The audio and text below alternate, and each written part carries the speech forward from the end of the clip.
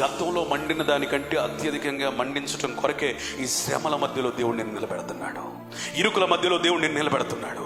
ఇబ్బందుల మధ్యలో దేవుడు నిన్ను నిలబెడుతున్నాడు.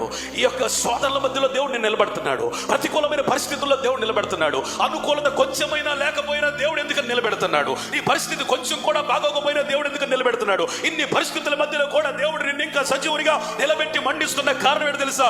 ఇంకాను మండాలి, అధికముగా మండాలి, మరి ఎక్కువగా మండాలి, శక్తికి మించి మండాలి, సామర్థ్యంకు మించి మండాలి. యేసయ్య నీ ప్రాణం తీసుకునే దాకా మండుతూనే ఉండాలి. స్తోత్రం, స్తోత్రం. అందుకని అపోస్తలుడైన పౌలు అన్నాడు, ఆసక్తి విషయంలో మాంద్యులు కావద్దు, జాగ్రత్త. ఆసక్తి అనే మంట తగ్గిందా ఇక నీకు లేదు. There is no future. నువ్వెంత మండితే నువ్వు అంతమందిని వెలుగులో నడిపించగలుగుతావు, అంతమందిని మండించగలుగుతావు, అంతమందికి ఆశీర్వాదకరంగా ఉంటావు. జాన్ వెస్లీని అడిగారంట, ఏంటి బాబు మా పరిచర్కి నీ పరిచర్కి తేడా ఏంటి? అనేకులు నీ పరిచర్య ద్వారా దీవించబడుతున్నారు, అనేకులు వస్తున్నారు, ఎందుకని అంటే నాలో ఏమీ లేదు బాబు, నాలో ఉన్న అగ్నిని చూడటానికి వస్తున్నారు వాళ్ళు. Praise the lord. మనలో ఏమీ లేదు, మనలో ఉన్నవారి అగ్ని కార్యాలు చేస్తుంది. ఎంత దినములలో ప్రసంగికులు కాదు కావాల్సింది, ఆత్మచేత అగ్ని చేత నింపబడిన ప్రసంగికులు కావాలి. ఆరాధకులు కాదు కావాల్సింది, ఆత్మచేత నింపబడిన ఆరాధకులు కావాలి.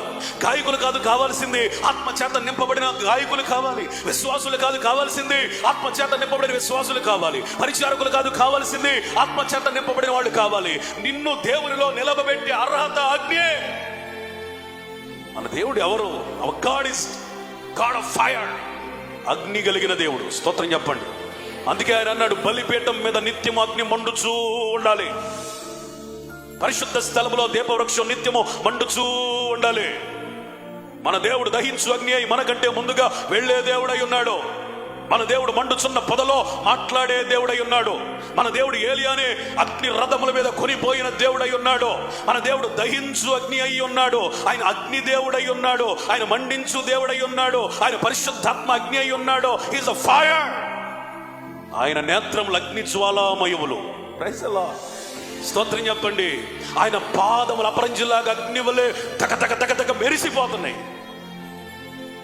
మన దేవుడు మండాడు, ఆరిపోలేదు. ఇప్పటికీ కూడా యేసయ్య మండుతూనే ఉన్నాడు. స్తోత్రం చెప్పండి, స్తోత్రం చెప్పండి, స్తోత్రం చెప్పండి.